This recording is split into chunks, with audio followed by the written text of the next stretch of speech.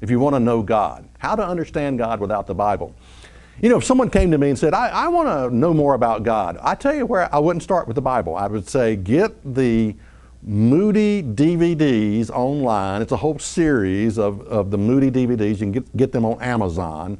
They are God-centered, but they go through all kinds of things that God has created. The red blood cell, the human body, rain, water, wind, desert land, flowers, creation. And they're just an amazing thing, DVDs to study and to point you in the direction of God. How to understand God without the Bible. You start with creation and the things that are made. You know, we got to go back to the fundamentals. We really do. We got to go back to the fundamentals.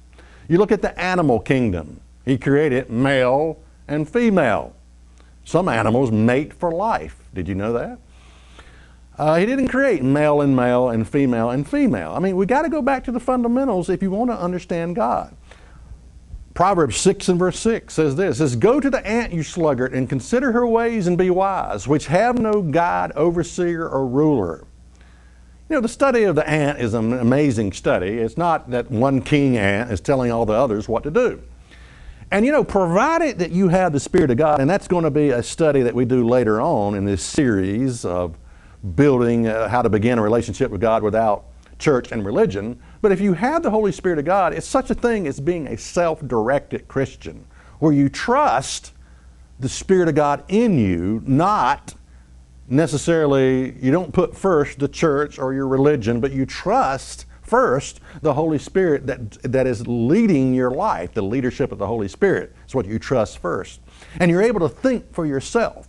You're able to trust the Holy Spirit of God, and you're able to think and make decisions for yourself.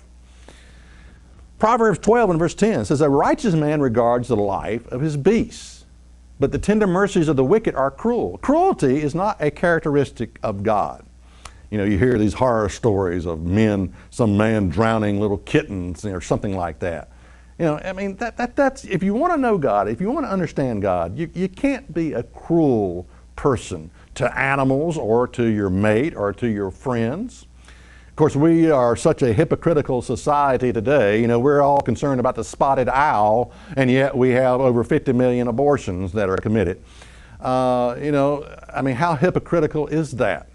We're concerned about the spotted owl, and I guess we should be, but we have these 50 million abortions.